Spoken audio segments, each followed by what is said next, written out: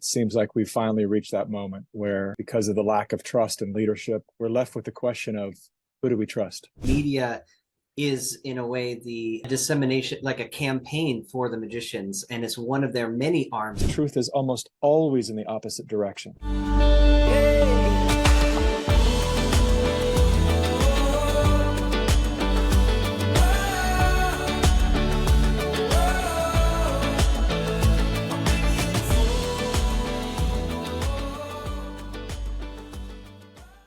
Beloved friends, welcome back to Life in the Band of Lights, where every conversation is a living cathedral of sound, light, truth, and luminous possibility. I want to welcome today and open the doors wide open for my brother, who has long walked a razor's edge between visionary artistry and cultural activism. This brother, Mikki Willis, is an award-winning filmmaker, a media activist, and a father whose life works stands out at the intersection of truth-telling and transformational storytelling. There's so much I could say about my love, my respect, and my care for this human being who I get to be with today and have this conversation. Many of you know him as the founder of Elevate Films, as the creator of the viral Pandemic documentary series. But I know Mikki as a man who's devoted his lens, not only his camera lens, but his lens on life itself, to exposing the hidden agendas while somehow uplifting everyone in the process. So Mikki, it's an honor to have you here. I want to welcome you to Life in the Band of Light. How are you, brother? Man, I'm fantastic. And it's great to finally be here with you, Elijah. Yeah, likewise. There is so much occurring in this moment that it feels like we could almost like take a seat in the center of the sphere and draw from any potential deep dive storyline. But I would like to start this conversation by asking, what is the most inspiring thing in your awareness today? You know, above all, I think that as somebody who has studied the work of Joseph Campbell for a number of years and have been waiting for 30 years for that moment when the hero realizes that the force is within and that we are the one we've been waiting for, it seems like we finally reached that moment where, because of the lack of trust and leadership, because of the way that people have been treated and lied to and betrayed, the upside to that is we're left with the question of who do we trust? And it's been far too long that we haven't trusted ourselves. And so I think that when we lose trust in all of the exterior world, then we start to look inside, and that's the true hero's journey. And so I'm watching the masses of heroes rise up right now, and they may not be rising up in the right fight, in the right direction, but they're rising up. And that's the beginning of an awakening. And once they understand, there's so many of them that are actually doing just what the agenda authors wanted them to do. And I did the same thing. But that's the beginning of actually understanding what it is, take a stand, what it feels like, what it takes, the sacrifices that are made, the strength that gives you to know that you are stepping into something beyond just the maintenance of your life, but the purpose of your life. And then what comes after that is then getting your sights aligned and understanding what the true threats are, and then realigning your fight in the right direction. And so I see that's happening with humanity across the globe. That's such a beautiful way to put it. I get the image, and I've often thought of this, that rising up or waking up, in a way, it's like we're going to wake up and stand up wherever we are. And it's almost like we're in this giant coliseum as humanity. And there's all these very well crafted, constructed battles and fights and agendas and narratives taking place. And so if you stand up inside of any one of them, you would think that, oh, this is the fight that I should be fighting, is this battle, but it's like a movie. It's scripted, it's pre-planned. And so we're seeing leaders standing up in the midst of these issues that I've often haven't put my voice in the ring, because I've noticed there's a few of us that are, I don't know if I'd say watching from a broader spectrum of awareness, but I guess not fooled by the smaller constructed agendas that seem to be a distraction to the larger picture we should be actually talking about. So today I'm really excited to dig into that a little bit with, like, what is the actual issues? What are the things that need to be spoken now that aren't being spoken? How could we clear away a few of the distractions and settle into the heartbeat of what's where the focus really needs to be for leaders right now? Absolutely happy to answer that. But first, I want to say that I'm really grateful that Mm. you are finally adding your voice to this. I don't mean finally, I mean, it's perfect timing, but that you are taking that leap to add your voice to this. And I'll tell you why. Mm. Because of the certain archetype that you are. When I was really first coming online to get the full picture of what's going on in our country and beyond, I was shocked when you and I did an event, I think it was in Sacramento a number of years ago, and I started to kind of whisper to you, you know, kind of pull you off in the corner and talk about what was going on. And you were very educated. And it was very surprising to me that someone within our tribe, it's almost like when you're in a foreign country, no one speaks your language, and then you finally find someone that speaks your language. It was like that moment for me. It's like, you're seeing this too? Like, oh my, you know, just being able to look down the sights of the same narratives, very, very inspiring. Yeah, please. And I'll tell you why I think your archetype is so important. And I'll compare it to a friend of mine, actor named Zachary Levi, who played Shazam in a lot of great roles. He's a fantastic actor and a wonderful human being. And when he came out on the opposite narrative of Hollywood, he didn't quite get the level of hate that a lot of people got. And it's because of the archetype of man he is. He's filled with love. He's filled with reason. He's not here to fight anyone.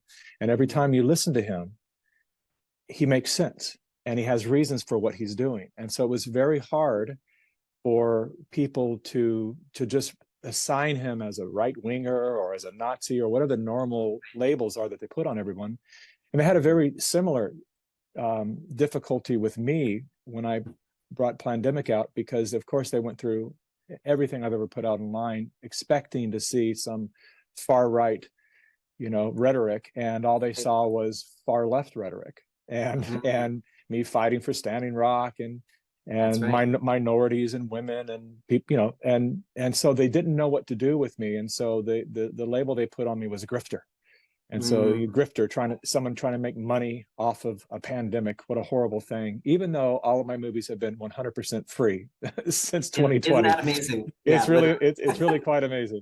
And I've been offered millions of dollars to share the brand with major companies, and I've turned down every single offer, and I just did another one.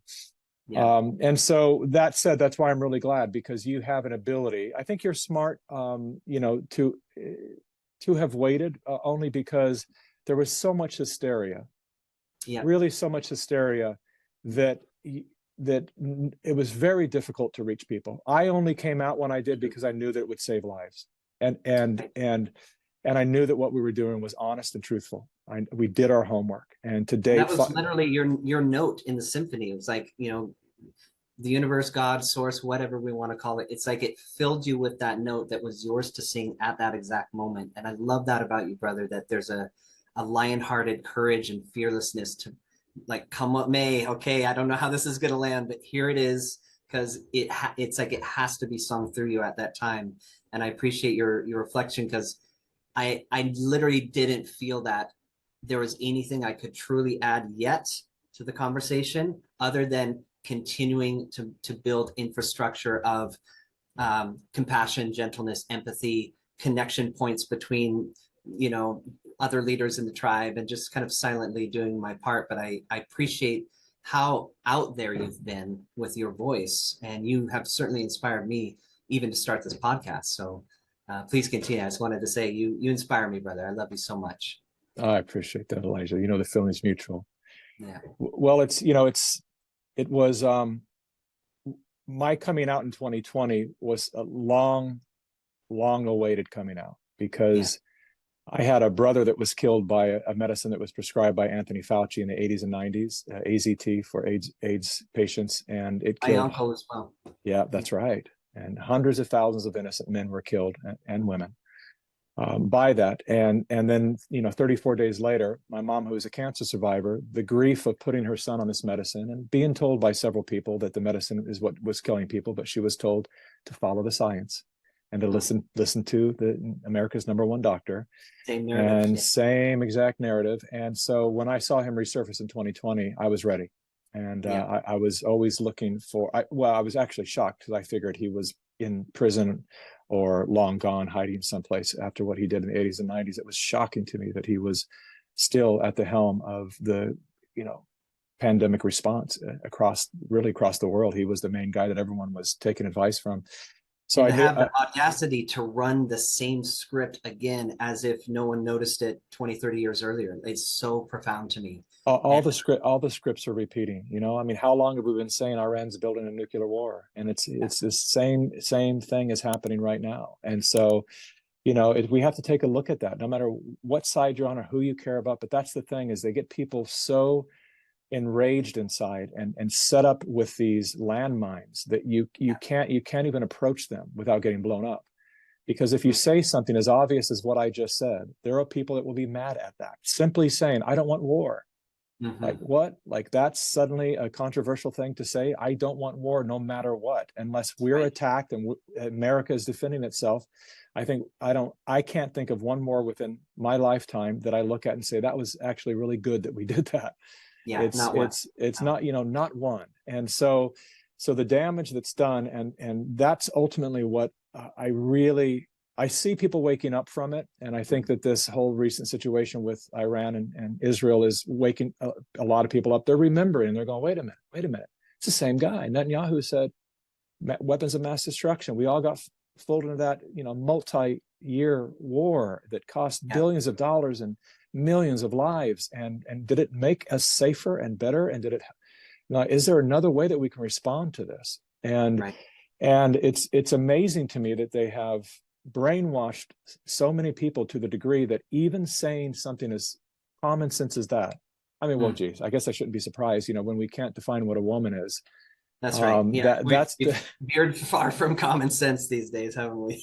yeah, it really does. And I was just doing some research because I was on a podcast. I was on a podcast yesterday with my dear friends Charles Eisenstein and Rylan Engelhardt. Oh, I love Charles. Yeah, and I brought up a subject. We were all completely agreeing with each other, and then I brought up a subject that actually got a little pushback from the other fathers. It was a father's podcast. Okay. And I was saying that, one of the things that my wife and I, Nadia, set out to do was to never lie to our children, to never lie to them. And that included no Santa Claus, no Easter Bunny. Yes. And I brought that up, and the pushback was, and I understand, because, maybe the children are grown and they've already done it, so they can't go back and do it again. And people don't want to, admit that, oh man, maybe I've made a mistake there. And I also understand how that, it just sounds so innocent. And there's so many fond memories around that, that it feels okay. But when you really look at it, and so after the podcast, I started doing some deep research and look at studies that have happened around it.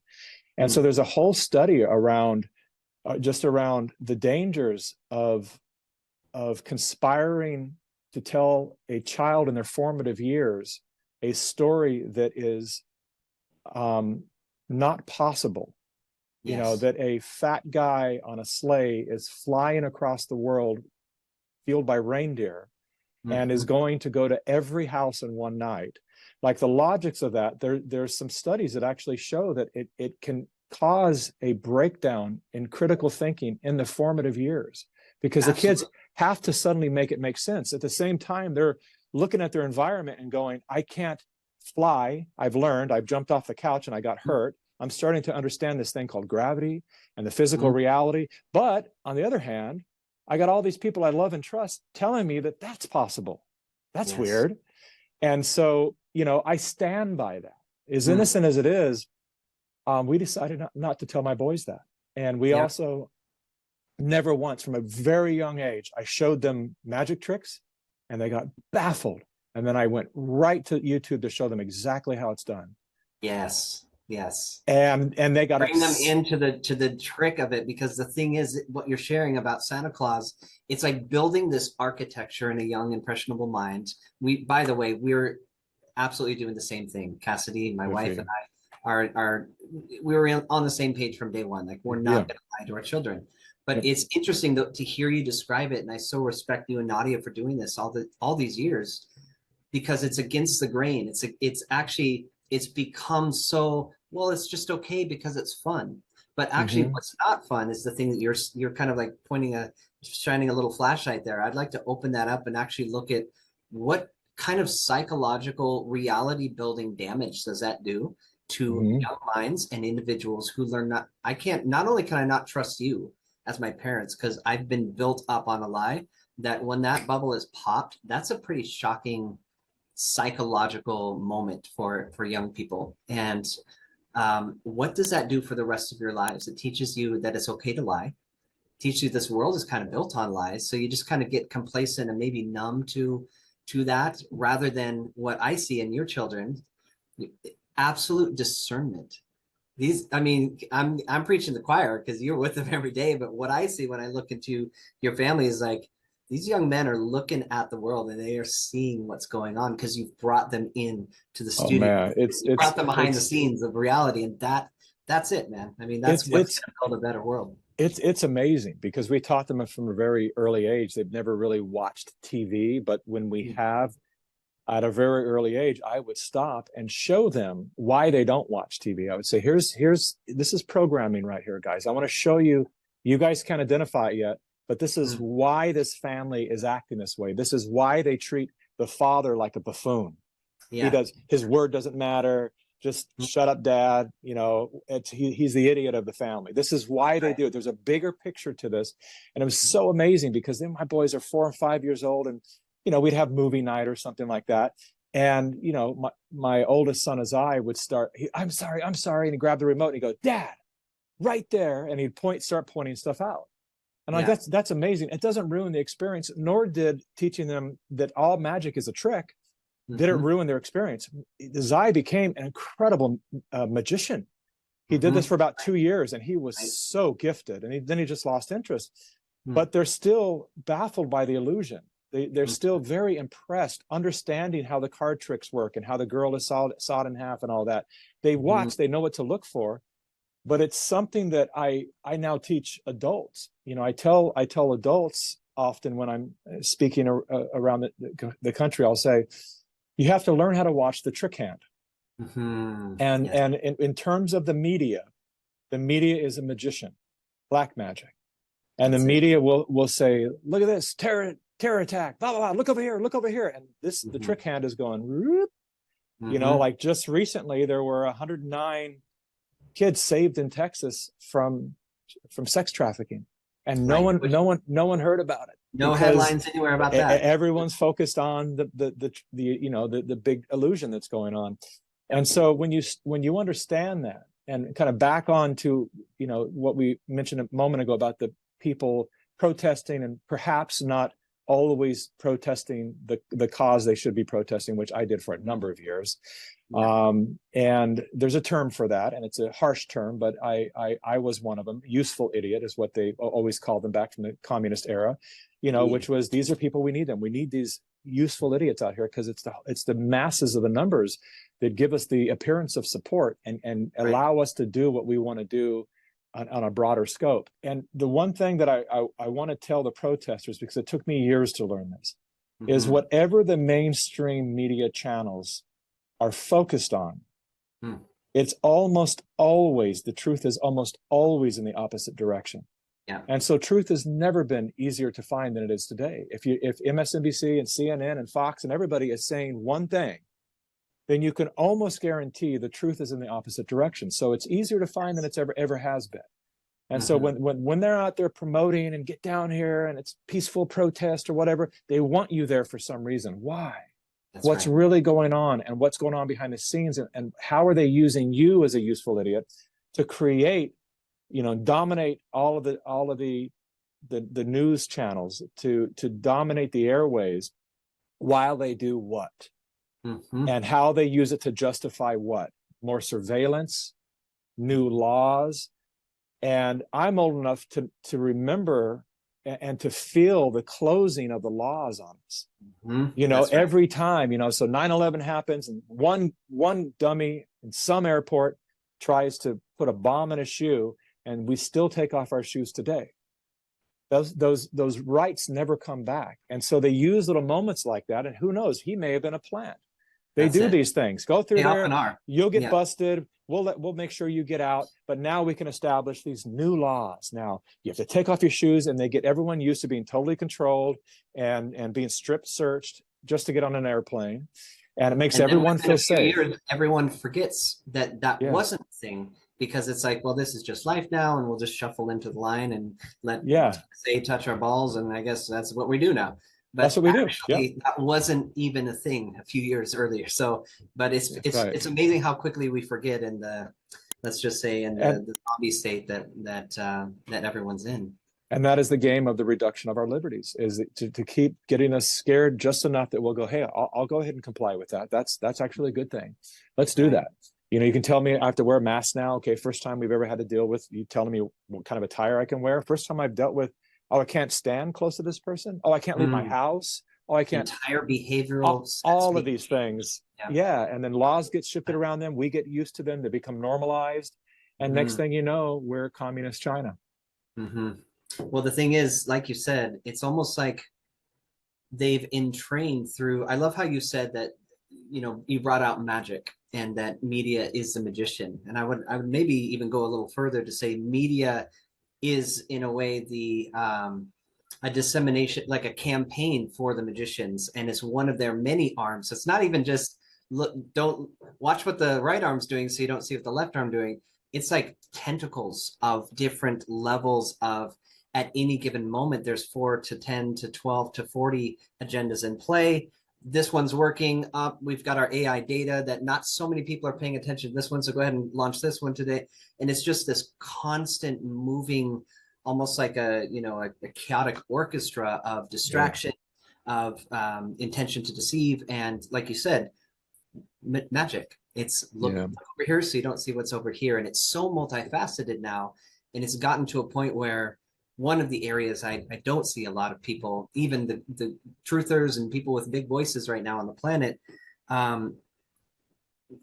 even the best of us still get caught in talking about the, let's say, the results and the next big thing that's in play right now. It's like when we all focus on it and say, no, you guys, this is not the thing. Like the protesting, don't you realize they want you to be there because there's something else happening? We need to be looking for that other thing happening. But if you follow that tentacle back, there's quite a large structure that has had a lot of time to be built and organized, and whether that be things we can't see, like frequency modulation, brain state modulation through frequency, through our phones, through technologies that are present, through TV, through even our cell devices. And that's the very tools we're using can in a way be used to shape behavior. So there's the obvious ones, like you have to wear a mask now. And then there's the not so obvious ones that are even behind those that we don't even think about because they're invisible. So I'm just curious, what if I have a game I like to play in every relationship I've been in, and my wife and I play this, and as well in the Band of Light, we invoke this game called Truth Club. And Truth Club is for those of you who are listening, a gift I want to give all of you today and invite you to start playing this game. And you might have a game similar to this, Mikki, where it's an excuse to go ahead and go to just level 10 truth. And it's like Fight Club, but instead of fighting, it's Truth Club. And the only rule is you have to tell the truth. So sometimes I'll just say, just to break up the programming of even just like 2 layers of safety that I've gone into in my languaging, or trying not to piss people off by speaking too boldly about things, I will have to snap myself out of it by going, okay, Truth Club, da, da, da, da, da. So in the spirit of that, Truth Club, what do you see right now as the thing that we need to be talking about that we're not talking about? And this could be maybe a bridge into what you're working on right now. I know you're cooking up some important conversations and films. And so what are you seeing that's not being spoken about that we need to be taking a look at? The need to reconnect with God. There we go. And this is coming from somebody who has been an atheist, a Taoist, a Buddhist, a nihilist, all across the map. And the one thing I wasn't for a long time was a believer in God, because I had an example in my life, an aunt and uncle who became born-again Christians and tried to convert my whole family, and then was exiled from the family. So as a little boy, I said, oh, that Christian thing is bad. And so I stayed away from it for a long, long time. I'm not talking about religion, because I still have a lot of problems with organized religion. And I think a lot of the narratives and the mythologies have been hijacked and that are part of these agendas right now. I think there's a lot of dangers within some of the extreme religious protocols. That said, in 2008, I had a wild, out of nowhere, Christ awakening. Out of nowhere, and believe me, I didn't want it. I wasn't looking for it, but it found me, and I thank God that it did, because there's a real danger in not understanding that we are a holographic fragment of a much, much larger power. Yes, well said. And if we start to think that we are the top of the food chain, then it becomes everything's we can harm people, we can do whatever we want. It's interesting that the people that we can name, there's a lot of people, there's the George Soroses, there's the Bill Gates, there's the Klaus Schwabs, and the Dr. Harari, and all these characters that have kind of become the Bond villains of today. And I've done a deep dive on all of them personally, and while some of them a couple of them might claim to be Catholic or whatever, it's very suspect, and most of them claim to be atheists. And so you almost have to be an atheist to do the work that they're doing, because once you're connected to life itself, it's really hard to harm it. And so I'm actually making a movie right now called Code of Creation, and it's so powerful, because we're really digging into the human body, the instrument that the human body is. And we're understanding why back in the 1800s all the fathers of science were actually Christians, and they learned what they learned through the assumption that there was a higher power. Yes. And then things started to change, and other people came in to kind of root the God out of the science. And then people came in like Einstein and created theories that we've been living under, and Darwin and all these people, and all this stuff is provable through science now to be inaccurate. And what they ultimately did was they destroyed the awareness of the fifth element, ether.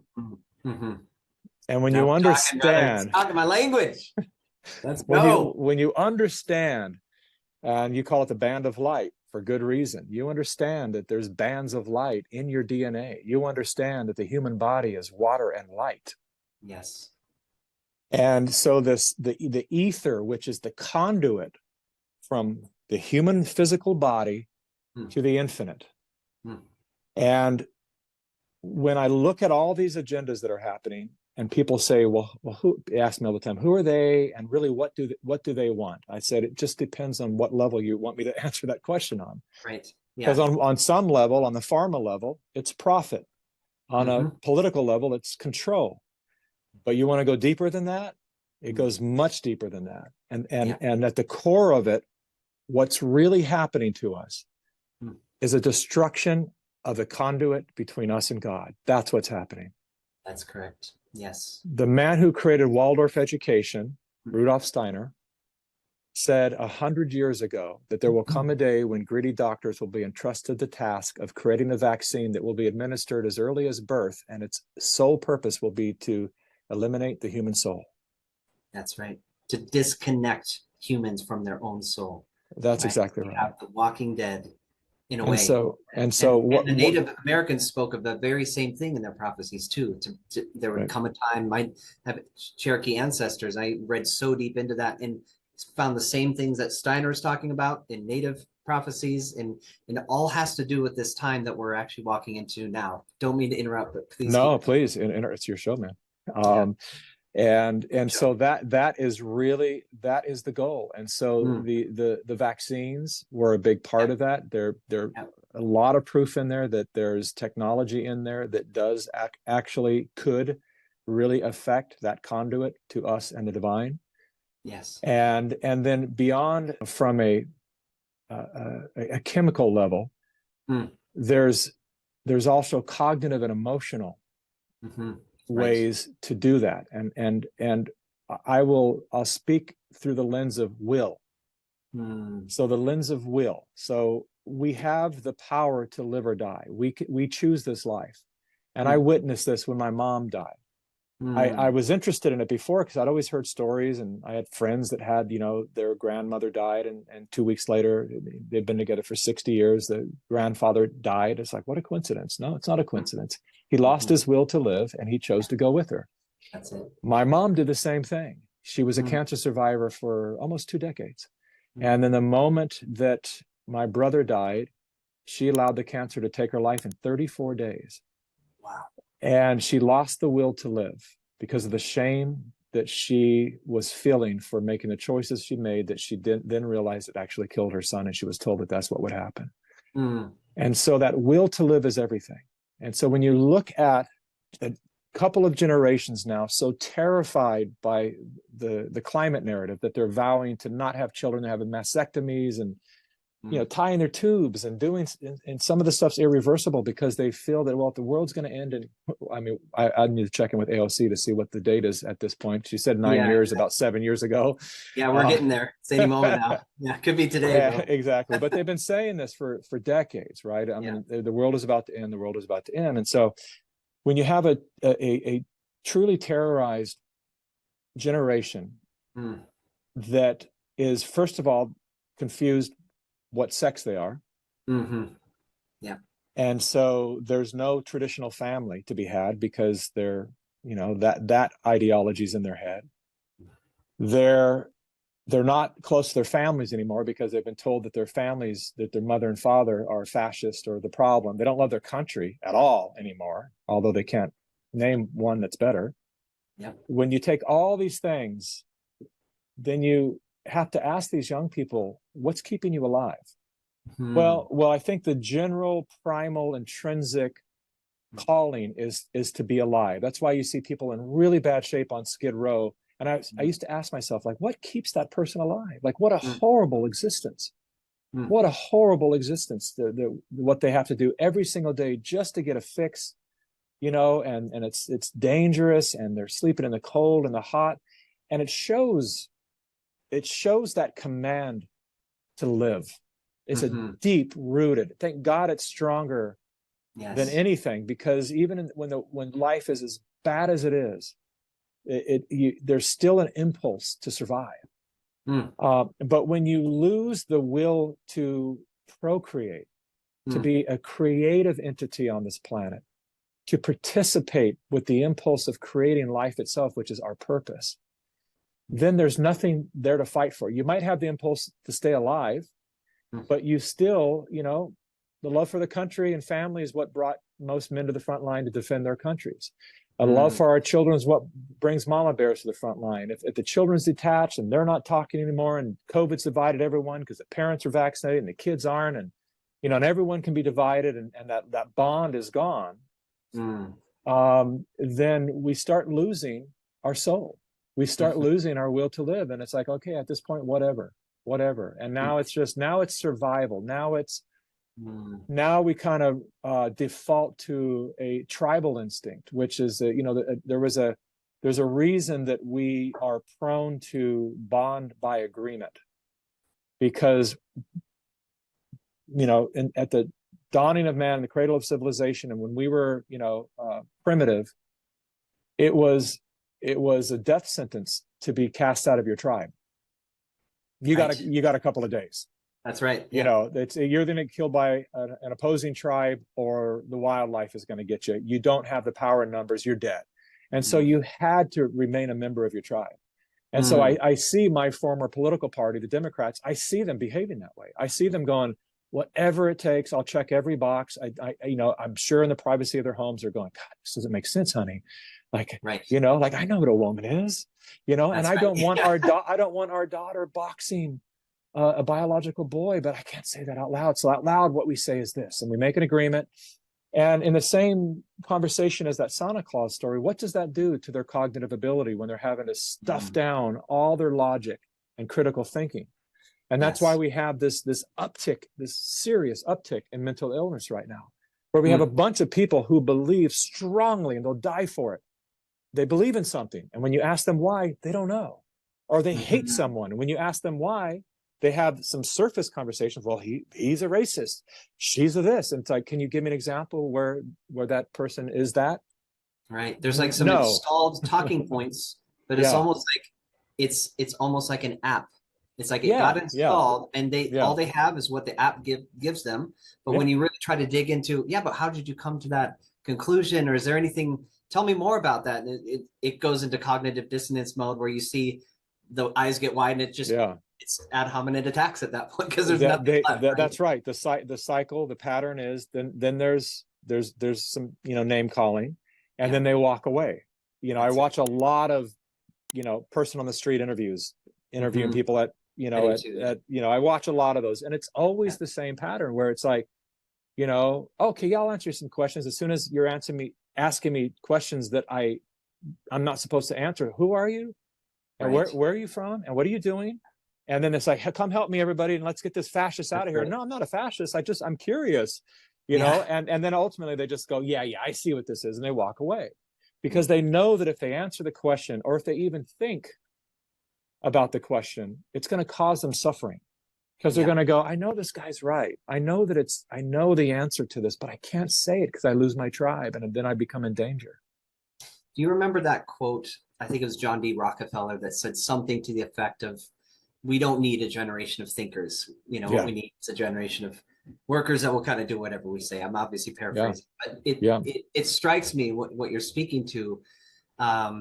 In one level of the game, it would seem that they've succeeded. That these elite world builders have kind of crafted a reality, and everyone's in there, and it's this matrix that it seems that we do have a generation that is not prone to critical thinking, to asking questions, to even joining this kind of a conversation where we could be curious. Like for me, in the Band of Light, I say, let's at least be curious about this. Like if we can be in curiosity, and to go back to something you said at the very beginning about this, what do we really need to be speaking about that we're not speaking about, is this return to God, this absolute North Star being reclaimed in the center of your journey. And if you can tone home into that and let that be your guide, what it is that we do and how we act and how we show up to conversations, it becomes a bit more guided by presence than it does by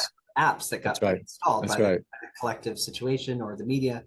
But what I notice is that, and again, same thing with Rudolf Steiner, naming that thing about the soul. It's like, I would say, sure, on the Rockefeller level, yeah, maybe they don't want a generation of thinkers, they want a generation of workers, and because they're more concerned with the economics and this and that, and just kind of keeping this control over the resources of the planet. But on a, you might say, archonic level, on a very, you might say that the widest bandwidth of who are the timekeepers that are looking after realms and perhaps adding certain frequencies and tones to shape those realms in different ways, I would say there does seem to be a force that is, and we could easily speak about this through the biblical lens or through just the more, let's say, neutral lens, that there seems to be, a chief of this matrix. It's almost like, here you go, you can control what's going on in here. You're not God, you're not, and the Bible would say, well, that's Satan, or that's,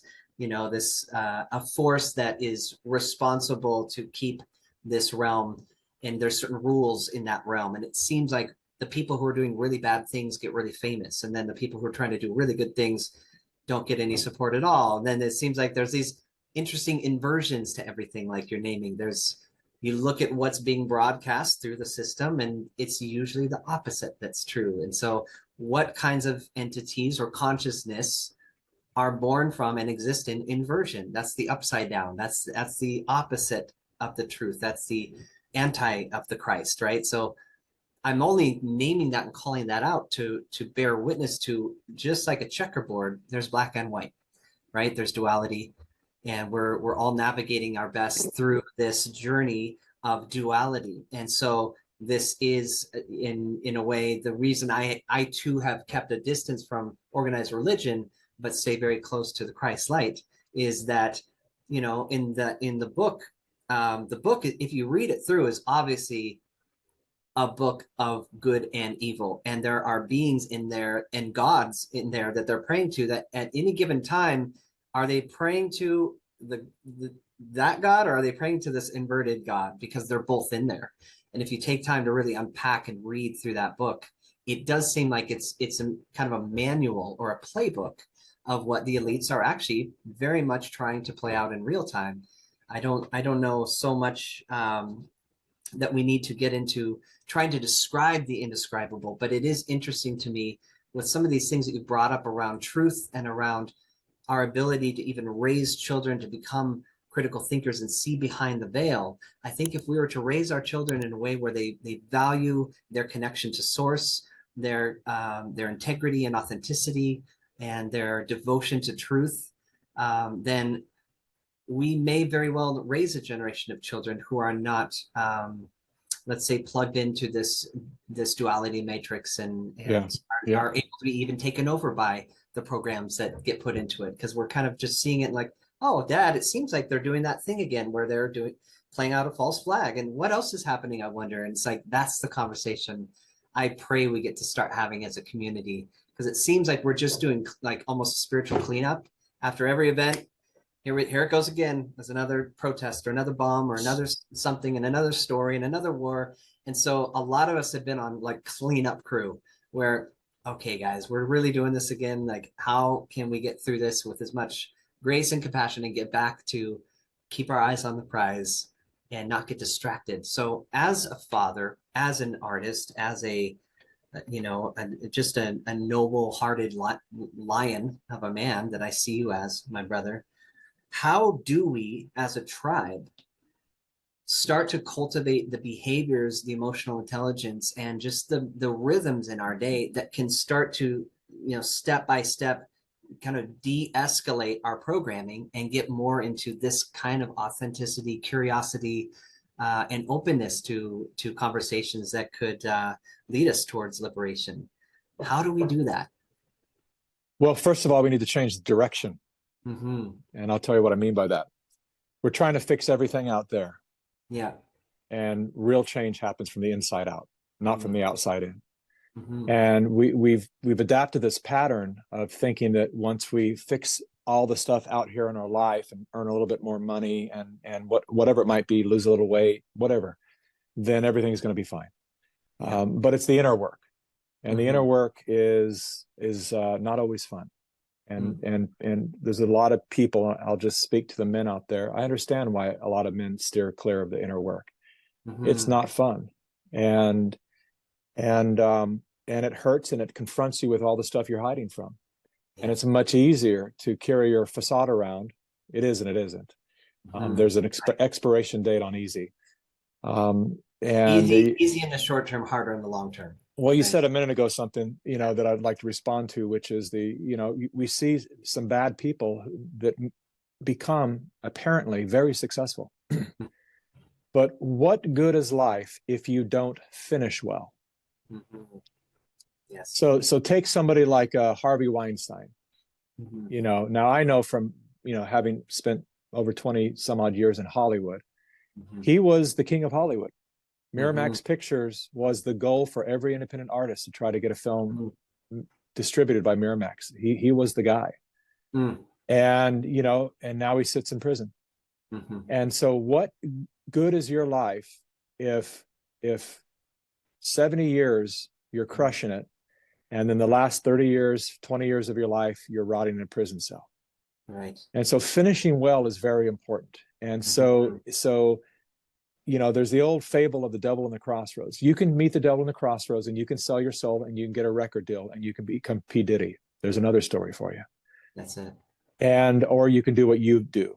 And this is why I've always loved and admired you, is you have stayed true to yourself and to what is right. You know what's right and you know what's wrong, and you've never sold out. And you could. You have the talent. I mean, your talent is unmatched. I told you the last time I saw you, it was such a treat to remember what an experience you are.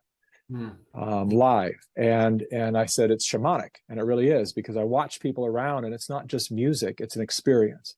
And boy, the devil would love that. You could make millions on it.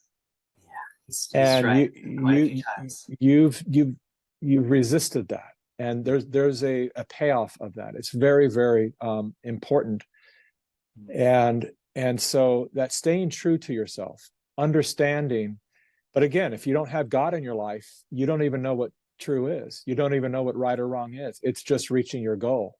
And I'll give you a little example. So I have two absolutely incredible boys, 11 and 13. And when I say incredible, it's not just because I'm their father. I'm baffled by them. They really are incredible. Thank you. I mean, everywhere we go, it's just crazy. Every flight we take, the flight attendant will come up and say, I just have to tell you, are those your boys? They're so polite, so kind. And every waitress and every server or whatever will come up and just say, you guys have done well. And I really appreciate that, because we have put, really, I don't even travel anymore. I turn down speaking engagements unless they can fly my wife and kids with me, I love that. and it's just not worth it for me to be away from them, especially when they're growing the way they are. When they're 20, maybe I'll be willing to spend a couple months away from them, but right now I'm not. We have just the most incredible relationship. My boys tell me everything, and I know that some parents say, "No, as far as you know, no everything." There's no shame in them. They've never been shamed. They've never been teased. They'll talk about what's going on with their body. They'll talk about all the private stuff. So much that even my wife, Nadia, a couple of times have been like, okay, this is boys talk. I'll be in the next room. She gets embarrassed, because it's like talking about a sandwich, Wow. and total trust. And they come to me for everything. They come to me of advice of, what do I say to this girl that I'm attracted to? And what's your advice? And I want you to meet her, Dad. Give me your opinion. Like, there's something I'm curious about, but there's something that's not right. I want to see if you identify it, and I really trust, and it's beautiful. And so my youngest, Zuri, when he was 9, he's 11 now. When he was 9, our word in our family, the word is strong. And these boys were raised with, we don't lie. Your daddy's a truth teller. And one of my biggest pet peeves are hypocrites. Right. And I used to be one. I back in the new age days, people would say, how you doing? And I would say, fine. I wasn't doing fine. I wasn't always honest. I was in a performance. And so coming out of that, I realized the power of our word. And I told my boys, I said, I don't talk about things that I'm not ready to do. I said, you notice that when I get an idea for a movie, suddenly there's money there, there's crew, everyone shows up because they know I'm going to do it. That's the power of your word. But if I was somebody who had a bunch of ideas and those things never got done, then everybody would go into a holding pattern. And then when I really want to get something done, then I'll wait and go, I don't know. And I said, that's the power of your word. This is how you move mountains, is to keep it in top integrity. And shockingly, when Zuri was 9, we started catching him in a lot of little lies. And they were always innocent, mostly innocent. Some weren't innocent because they were like, we used to give them some time to play a little bit of innocent video games. And it was like, you got 1 hour, and then it's like, I find out you went 2 hours and told me it was 1 hour. So that's not too innocent. But other things were just like, who ate the rest of the ice cream? I don't know. And then later we found out it was you. Like, what? Like, what did you just lie? Yeah, it was shocking to me because of the way he was raised, and I could see his little eyes trying to figure it out. Like, yeah, I did, and it's like, I don't want to shame you, but I want to find out why. Like, I don't beat you when you get caught, so there shouldn't be any fear there. Like, what is this? And one day he said, Daddy, he goes, sometimes I think it's just to see if I can get away with it. And I go, well, that makes sense. I can relate to that. And I said, he's a super athlete. I mean, like everything this kid does at 11 years old, he'll be competing in jiu-jitsu next month. Everything he does, he's MVP. He's just an incredible athlete. And so he's competitive, right? So I realized, like, oh, that's kind of part of his competitive nature. Like it's a challenge. Can I do this? He loves challenges. And so I said, listen, I am so down for finding every way you can challenge life. And I said, but you never win when you lie. And what I realized in the moment, as I said, I talked to Nadia and I said, we don't talk to our kids about God enough. And so I went up and I still tuck both my boys in. Desire, even at 13 years old, it's like, sometimes he challenges me because he'll hold my hand walking down the city street. And I'm here with all my social consciousness of like, are they going to think I'm some freak with a young kid, whatever? And he doesn't care. He doesn't care. Walks by kids his age, and he doesn't drop my hand. He's like, deal with it. It's my dad. I love him. It's it's like he's taught me so much. He's confronted me many times. He's such a strong kid. And so I was putting both of them in bed. So Zai's 11, Zuri's 9. And I said, we need to have a talk about God. And I want you to understand, this is mostly to Zuri, but I want you to hear this too, Zai. Zuri, you know how you said that you want to maybe you lie just to see if you can get away with it?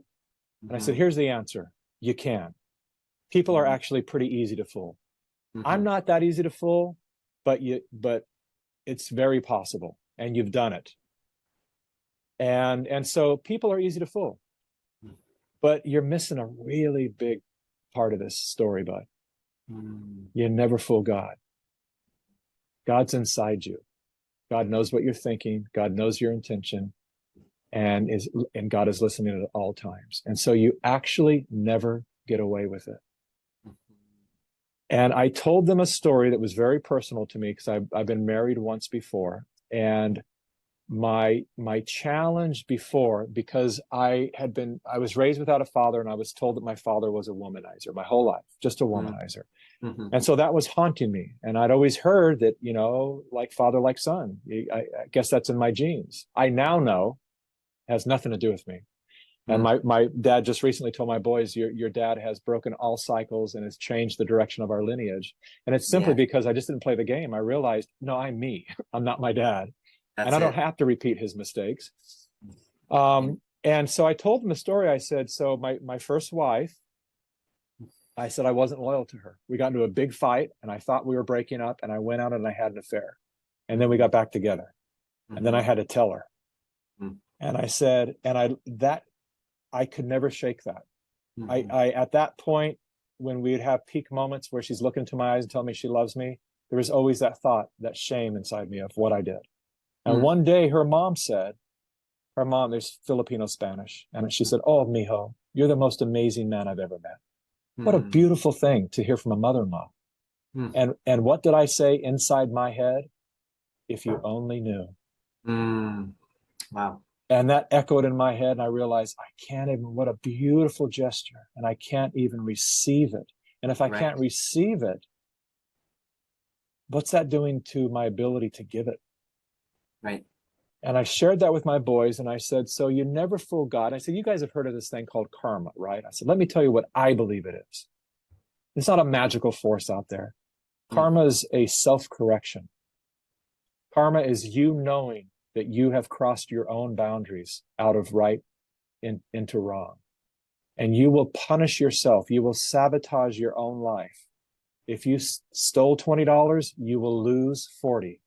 You will make it happen yourself to balance and to give you the punishment that you feel that you deserve for crossing out of your own boundaries.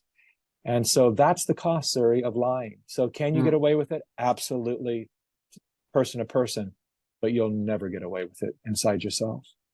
And from that moment on, zero lies. As a matter of fact, there were a couple that came up, and a couple months later, and her little knock at the door, 11 o'clock at night, come on in. Nadia and I are in bed doing our horrible habit of scrolling. Right. And he comes in and he looks sad. He's, my kids are happy. And it's like, what's going on, bud? I lied. I can't sleep. And he did that like 2, maybe 3 times of like, I can't go to sleep until I clear this up.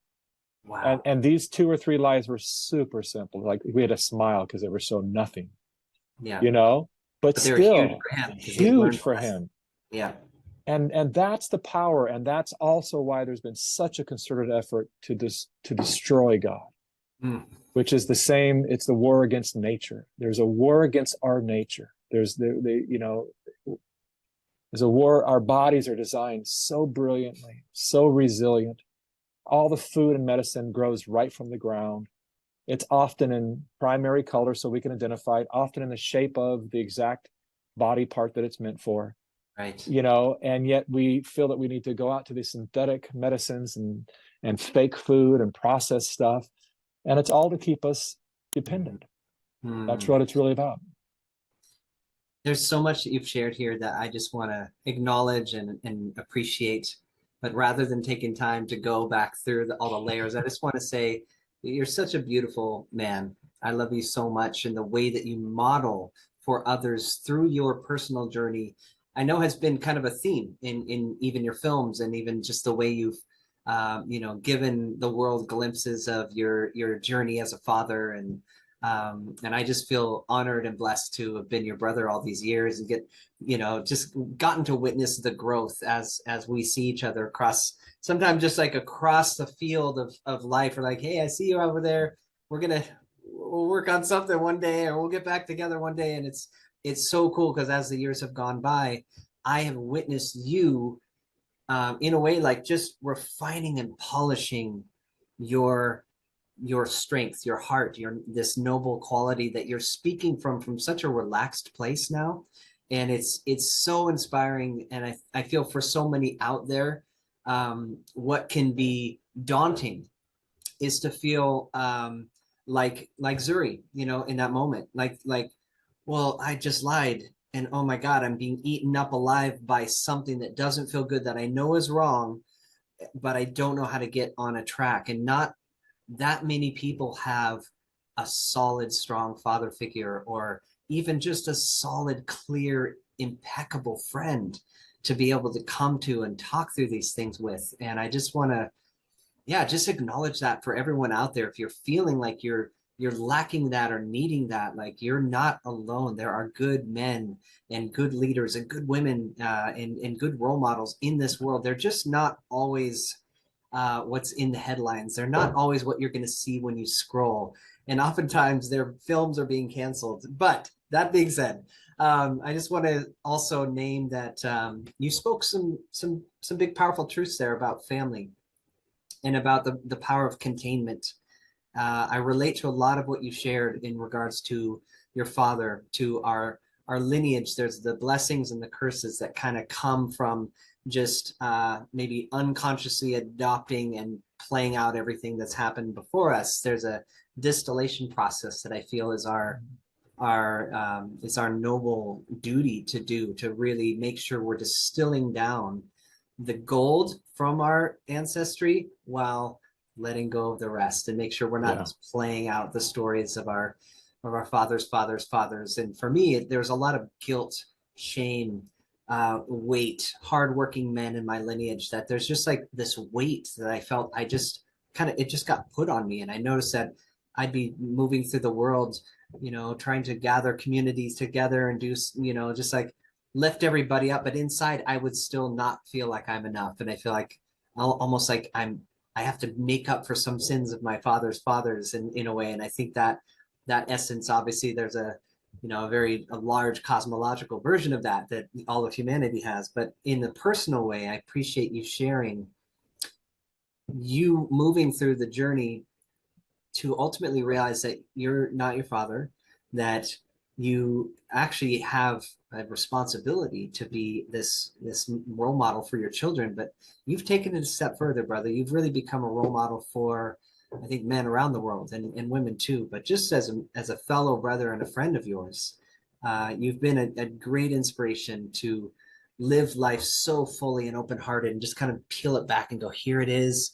And there's grit, and there's beauty, and there's lessons, and there's learning, and here it is for you to do something with as well. And that's the beauty of art, and that's the beauty of filmmaking and music, to be able to share our personal journeys in a way that perhaps others can get some gold from it too. So I'd love if you would just maybe dive a little bit deeper into this realm of family, of relationship, of the code of divine union, if you will, just a new agey term on it. But I feel there's a code of, like, when we're talking about the North Star of God, the North Star of authenticity and truth, I feel there's a North Star in relationship that for many, myself included, who have gone through our trials and tribulations and had to wind our way through the new agey spiritual conscious community, this and that. And I'm not actually putting anything down about, I myself have in a way been propped up as a short-term leader in some moments of my journey as an artist of, oh, we're just going to follow you now because you're in the conscious community and you're making great music. So you're our guy for this moment. And I had to distance myself and multiple times along my career from anything new age and anything that would just kind of have that pastel, kind of glazed over, spiritual community energetic to it, because it never felt like home to me, and it never felt like I could express the full spectrum of what I experience as a being devoted to truth, devoted to life itself, and look no further than nature for the codes that work. And I feel like nature is reflecting to us something about what works and what doesn't work when it comes to relationship, family, the family structure. Full well, we don't have to go into it, that one of the main, or let's say just one of the, pillars of the agenda to dismantle humanity from their own souls is the attack on the family unit. And not only that, the infiltration of, let's say, apps and agendas and like kind of new concepts that would have us look away from the code of divine union that really works. And I've recently just had my first, little girl. We've started a family. My wife and I are just in an absolute, I wouldn't call it just a bliss bubble. It is a bliss bubble, but it's a lot of work. It's a lot of work, especially the first 6 months, man. Wow. Yeah. But what I have noticed is that there's a lot of conversations that are up in the field right now around relationship and monogamy and new, perhaps, let's just say some forms of relating that I myself had to navigate through, and almost were just gave me some unease in my stomach around how normalized some styles of relating have become in our tribe. So I'd like to open the can with you and just say, as a father who has journeyed through the valley of the shadow and come to a place where you've established such a profoundly healthy family, I see a lot of health. The proof is in the pudding. Your boys are shining. You've got a radiant family. Your wife is my sister as well. So I love you all so much. I'd love to hear you speak on some hot topics right now in regards to, not even that they're hot topics, but what it is that there's a confusion afoot. I see confusion in the tribe. I see confusion in the collective around very basic things. And I'd love to, just hear your perspective. Let's do it. I get the feeling that you're referring to radical monogamy. Indeed. I almost said the words. I'm like, dare I even just put more emphasis on the buzzword right now? But it makes me both laugh a little bit, but also I have a compassion and understanding, because I've had one foot in and one foot out of the new age community my whole life. And the thing is, I can't relate to it as a married man, as a father. I understand. I understand. Found in a way something that really brings me closer to nature and to God. So I'd love to hear you speak to that. Wonderful. Well, for those who don't know, I call it the New Age cult, and I do intentionally. And sometimes that makes people angry, but I think it's very important that we start to understand the cult essence of the New Age movement. It really is. It fits the definition very clearly. And I was a card-carrying member of it. We lived in community, 21 of us living and working in community together, growing our own food. A lot of wonderful aspects to it, meditations every morning, crystals all around the property. I mean, we went all out. Yeah, that's when we first met. And that's I right. came to the property and Yeah, that's right. And I took with it the stuff that works, and there's quite a bit of value in. There has to be like there's always like people will say, oh, I'll reveal some research on, say, the Breast Cancer Foundation, and someone will say, my sister was saved by the breast. What are you doing? And it's like, I'm sure she was. They always have to do some good, but when only 3% of the money they raise goes to breast cancer victims, it's a problem. And so there's a lot of good stuff that the New Age community has provided. And I was, like I said, deeply, deeply in it and hypnotized by it for a number of years. And what I in retrospect, I can look back at it, I can realize that it was actually part of the agenda with that was the feminization of men. Yeah. A lot of the men, they came in as men and they left not quite as masculine as they were before, because the masculinity is a real problem in the New Age world. Your voice must be, and everything must be, and and you learn from that. And then it also is a hiding place for the ego, because I know a lot of men that were out clubbing and just trying to get laid and doing all that, and then they go to Burning Man or whatever, and they realize, oh, there's this community, and if I just wear really loose-fitting white clothes and say namaste and gaze way too long, those hugs that just last way longer than they should. I get laid on another level. We call it tantra, right. And it's like, but anytime we're behaving inauthentically and we're deceiving that way, we're going to have to pay the price. Yeah. And so intentionally, I've developed a lot of allergies to a lot of the New Age lingo and behavior, right? Because I recognize that that it was a part of the incremental process to pull us away from God was saying, how about we call it universe? That doesn't make sense.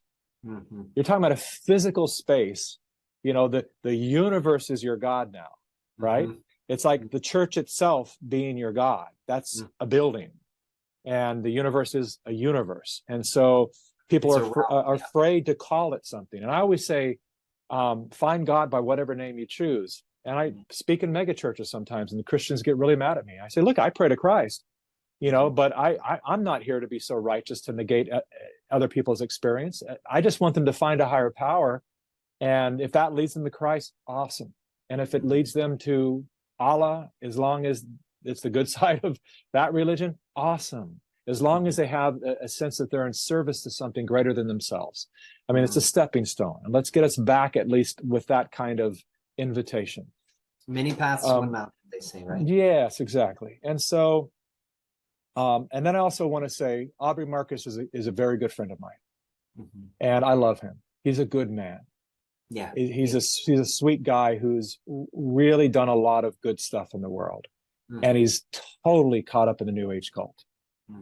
It's so bizarre to be older than him and to have come out of that. It's kind of like the people that are coming from communist Russia or wherever, and they come to America and they're like, "You guys can't see what's happening." Yeah, like, well, I had a Russian friend that was here, Ukrainian Russian friend the other day, a photographer, doing a photo session with her, and she's just like, I sent my daughter's very thick accent. I sent my daughter back to Russia. I said, really? Why? She goes, because we came here thinking America would be better, and I realized she's safer in Russia. You guys need to wake up. And I said, I know. They see the same seeds and infrastructure starting to be formed and built that they just are trying to get out of. That's right.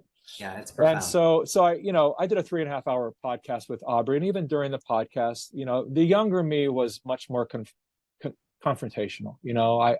I would just say stuff, and now I'm a little older, and it's like I listen to the lingo and I go, that's going to lead him into suffering.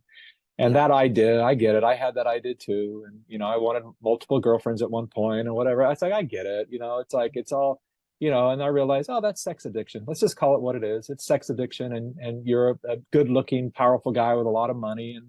And unfortunately, there's a lot of women that will go for it.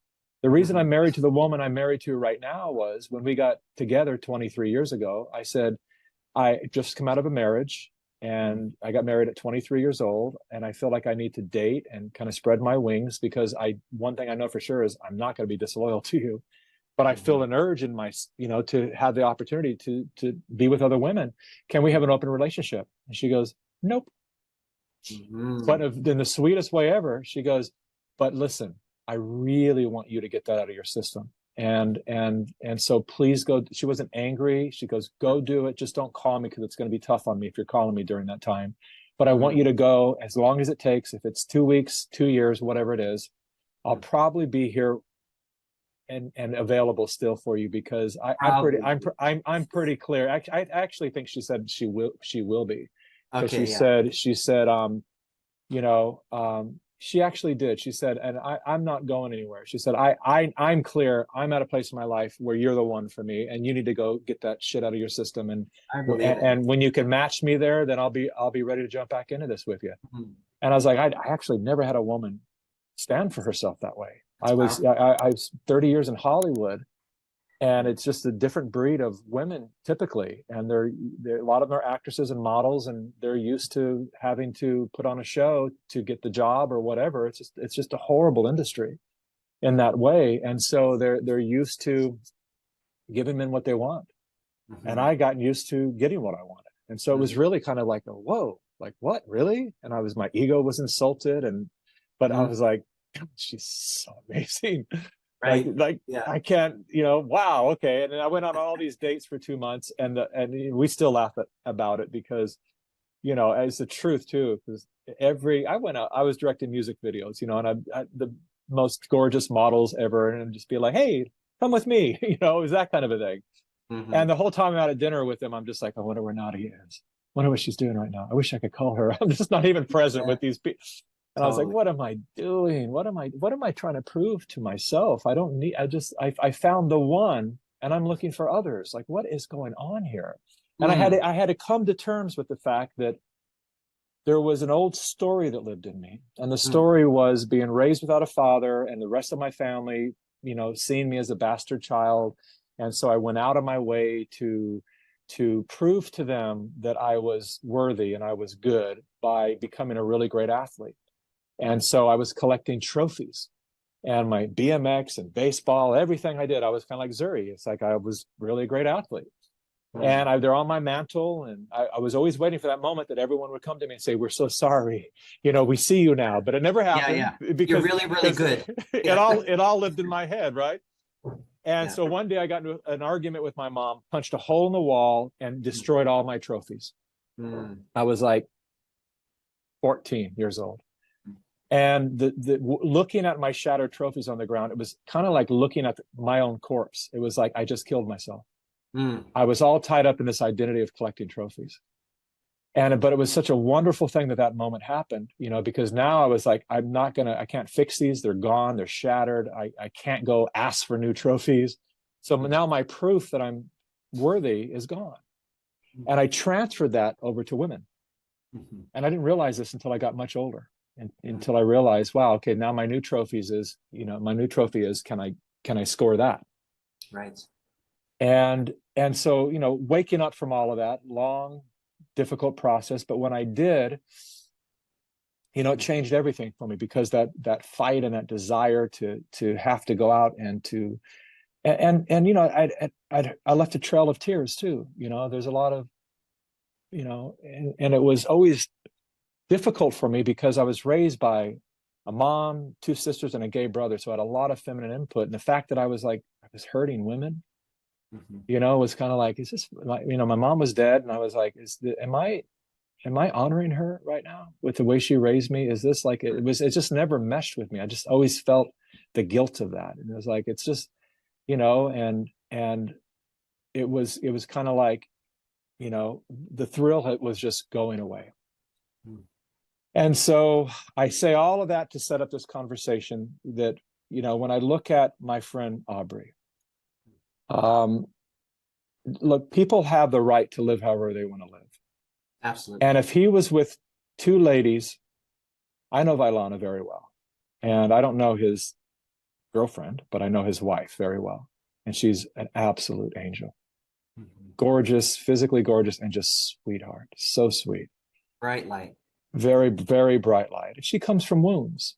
She comes from a lot of wounds, and it's typically those wounds that will lead a woman or a man into a situation that she found herself in. Mm. And here's my problem with the whole thing. This is the first time I've spoken publicly about it, and I appreciate the opportunity, because I almost made a couple of videos, but I just said, let the hysteria wear down. And I don't want to do to Aubrey what people did to me. I had a lot of friends that I knew for 25 years after pandemic came out and just made videos, making sure the world knew that they were distancing themselves from me. And I would never do that, because he has the right to live the way he wants to live. But in his care, I will say this as an older man than he is. There's an expiration date on everything that he's doing, and I think it's already happened. And that expiration date comes with a lot of suffering.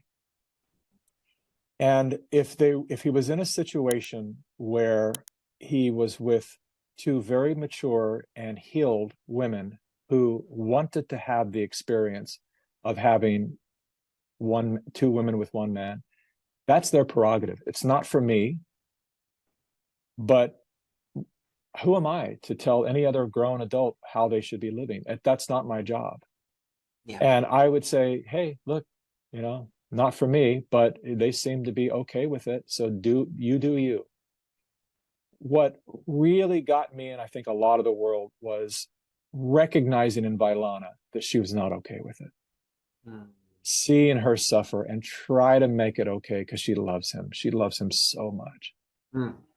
And there's a lot there. He comes with he's a big offer. You should see the guy's house. It's extraordinary. And he's got a lot of cool friends and celebrities, and it's an incredible life, that he's brought her into. And so to sacrifice all that would take a woman a little bit stronger than I think she's been. And I think that she only hasn't been because of her wounds. And so there's that element of it that didn't settle well with a lot of people, was just recognizing, see it in her eyes and just saying, this doesn't feel okay. It does seem like that is the point that really, you might say, triggered or became this awareness and concern in the collective around the situation. Like you're saying, it's not so much that if you guys are doing whatever you want to do, there's millions of different versions of relationship. Truly, each their own. I think you're speaking to something that I don't know if that point has really landed for him or them. Again, I don't know Brother Aubrey personally, but because you do, I'm just curious, what are you tracking there as like a pathway from here? You're compassionate, and there's a reason you didn't come out and join the cancel culture, because it's like, we care about our friends, we care about our brothers. We journeying into territory that's not, we know it's not going to end well. Like, what do you do about that? I live in a world, I believe that this life is divine, even when it feels horrible. And so when I had to look at this situation and say, what is the divinity in this situation? Well, I'm actually very grateful that he's the catalyst for this conversation. Because the conversation is, there's several dimensions to the conversation. And so we just talked about the Vailana dimension. Another dimension is the language. It's the misuse of language. It's the fluffing up words to make the actions appear to be good when they're not. And it's not just that he's doing that to the world. He's not conning the world. He's conning himself. And I understand it. I was there. Right. So we say radical monogamy. Whoa, that's interesting.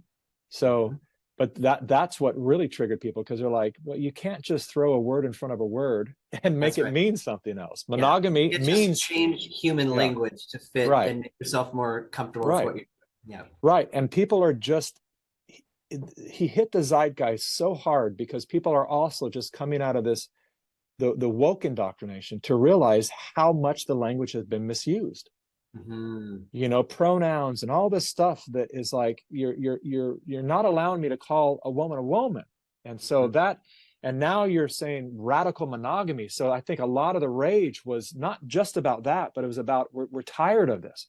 We're tired of you, of the misuse of language in such a way that it gaslights us, because we go, I feel with my heart and I can, with all my intuition, that situation is not good. But the language you're using tells me it's good. And that's gaslighting. That's right. And so and you know, his language has always what's a nice way to say it, has always gotten my attention. I'll just say it the way it is. It's always annoyed me. Okay. And not all of his language.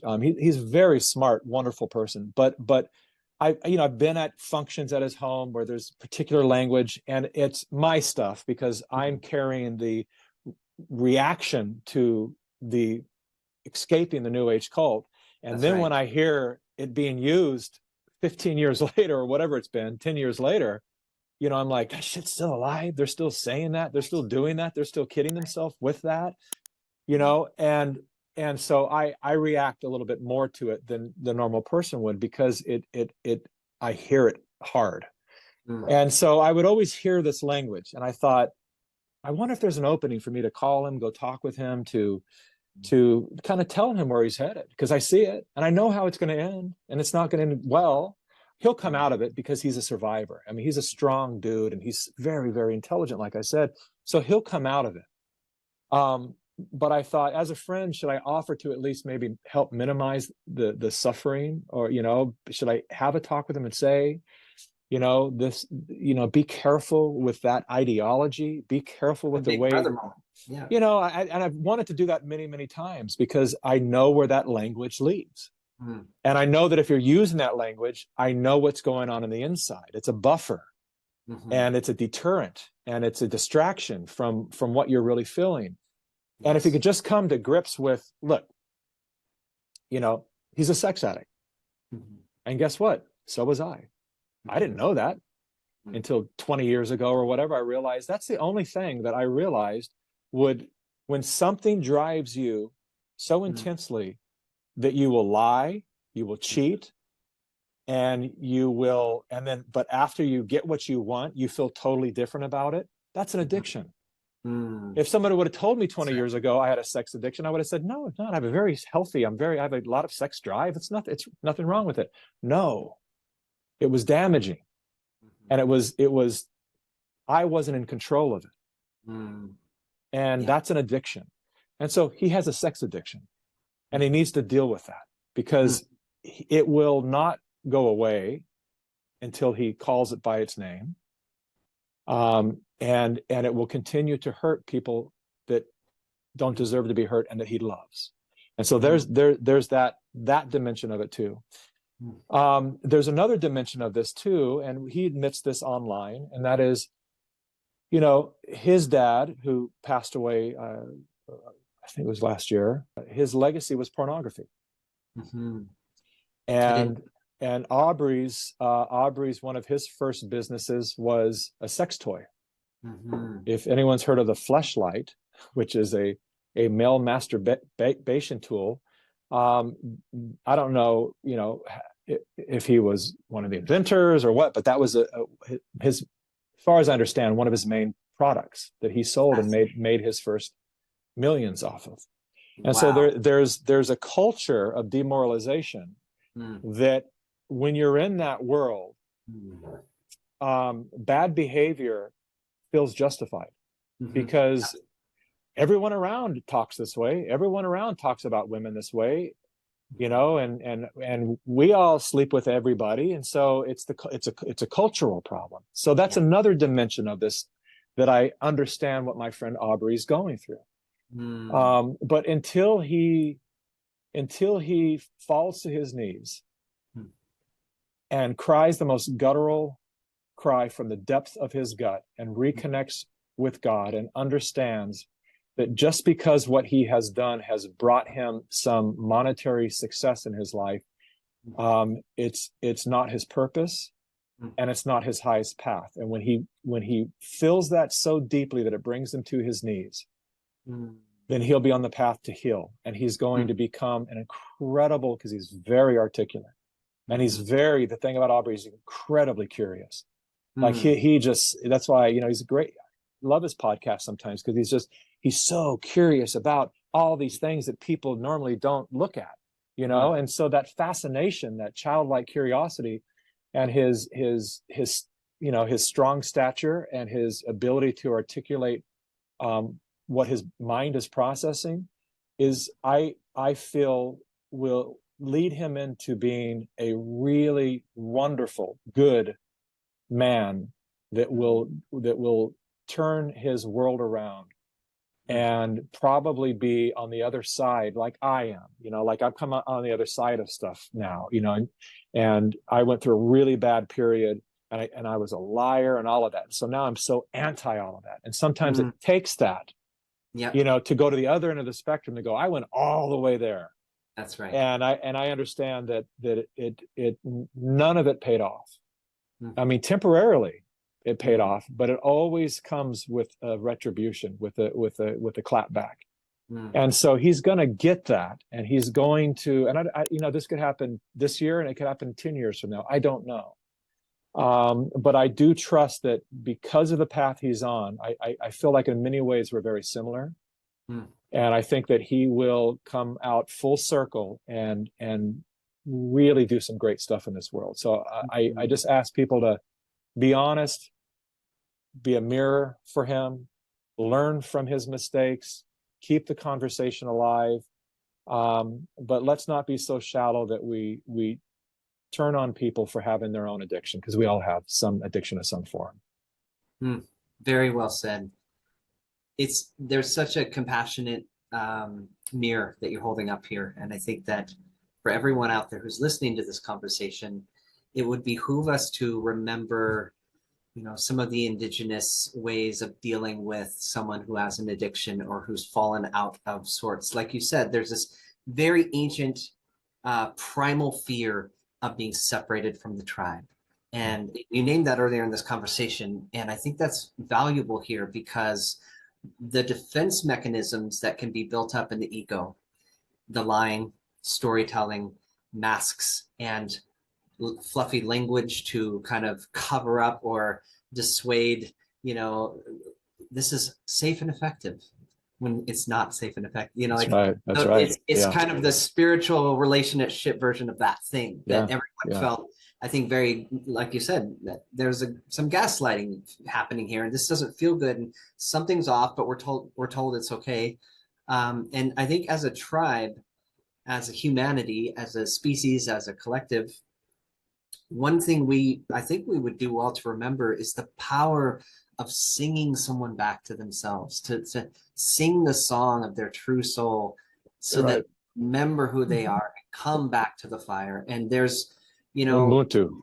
Right. That's it. Yeah. That's it, brother. And I feel that in your heart. So I just want to reflect that. Everything, I know you're speaking with great care, and at the same time, that's the nature of this conversation. I feel in Truth Club, it's something that's taken me a long time to have the courage and also the solidarity in myself to be able to just name things as they are, let the ripples of that happen, and not need to coddle someone's, we don't need to coddle that something's off here. Let's talk about that. Let's talk about it, and let's talk about that right now. I love this. Yeah. Thank you for bringing this up, because absolutely. Because I went for a long time oppressing, stifling myself, and this is what I learned in the New Age cult. Yeah. There are things you just can't say. Yeah. And you can't be judgmental. Judgmental is really bad. Right. Why are you being judgmental? That's it. And there's an extreme to everything. Food is the number one killer of the human body. If you consider heart disease, it's all diabetes, everything is food related. But is food bad? No, but some of it is. Food is a necessity. And so what we do is we tend to throw the baby out with the bathwater. And that's what the New Age cult did. Very extreme ideologies, right? You just go, never shame, never judge, never do any of that. No, it's actually very healthy. And so I had this debate with someone the other day who said I was judging something. And I said, oh, absolutely. And he's like, you should never judge. You should only observe and whatever. I said, no, how do you make your decisions? You observe, then you judge, Is that for me? Is that right? How would I know that radical monogamy is what it is worth talking about if I didn't somehow judge it, right? Yeah. And so this idea that we never judge is bullshit. And what will become is what most people become in the spiritual movement, which is passive aggressive. Right. And that's what happens. You stifle it, and oh God, and I learned this, right? 20 of us living and working together in community, and this the softest, sweetest little person, the moment you didn't give them what they want, they're honestly, the most vicious people in 2020 towards me were the spiritual community and yogis. That's it, man. I was gonna say, you will never find more passive aggressiveness than oh in my God, or in a spiritual gathering. It's true. Suddenly all these yogis that won't eat any, all vegan, all organic, and but you can't come to my yoga studio unless you have a vaccine passport. Like, right. what is happening here? Then you start to understand the cult aspect of it. You go, how did they get these really smart people, caring, compassionate people to adhere to this and so back onto that subject, just take for example the idea of being judgmental. Now, you don't want to just be judging people all the time, negative, whatever. It's beautiful. Like, you have a really nice position of where you observe, you're very observant, and you find the beauty in everything. And I ultimately do too, but it starts with judgment. I first have to go, that guy's an asshole. But then I correct myself. I go, hold on a second. I just labeled him an asshole. He's being an asshole. Very big difference. So if I call him an asshole I'm judging his character, and that's too far. But I can certainly judge based upon what I know to be right and wrong, that his behavior is very suiting to call him an asshole. The way he's treating his lady, the way he's whatever it is. And that helps define me. Right? Every time. It's saying more about you than it is actually about right? So your every time, navigation. Every time I judge what's right and wrong in the world, I'm doing the opposite of what these agendas are trying to do. It's trying to leave everyone so malleable that it's like, okay, whatever you say, radical monogamy, whatever, I'm in. No. Like, there's a right and a wrong, and it's intrinsic, and when you've crossed that line. Yeah. And so have the ability to go, I judge that. I judge that, and I judge that as being bad, hateful, whatever it might be. And now I'm tuning myself up, my antenna to communicate with the broadcast of the divine. I'm tuning my station, fine-tuning it to what I see in my world and what I choose to call into my world. Yes. And when I'm malleable to, well, that's so fine, let them just be, hey, it's okay, and they can just whatever. Okay, good luck with that. You're an open container now, leaking all of your power and your energy and letting in all the stuff that infects you. Right. And so there's a power in that. And there's also a power in speaking straight up and being straight. Like, I used to work with a lot of new age people, and it's like, God, I can't even tell them, like, can you show up on time? To work? Because, like, when you say you're going to be here at 10 and you show up at 12:30 and I'm waiting for you for 2.5 hours, it's not cool. But then it's like, oh, now I'm there's a story behind it. Now they have to process, I've hurt their feelings and I've triggered them somehow or whatever. I want to work with people I can say, show some fucking integrity. You say you're going to show up at 10, show up at 10, and if you can't, call me. But you have to be accountable if you're going to work with me. And I'm going to be accountable to you. It goes both ways, and you hold me accountable, but that's how we get better. That's how we evolve. That's how we grow. That's how we become disciplined.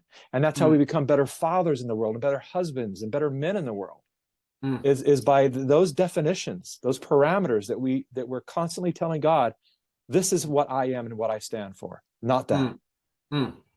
Wow. Mikki, there's so much gold in here, man. I'm so with you in every step of the way. I want to put myself into the ring to even reveal something that was happening in my mind as you're speaking about judgment. I'm noticing that, wow, I have, Elijah, a little resistance to reclaiming that word judgment, because and I'm like, I was following it. Like, where did that come from? Why am I? Because there's something in me that says judgment is bad. Judgment is bad. You don't want to judge, right? And so I notice, this is just transparency here. While you're speaking, I'm with you in the spirit.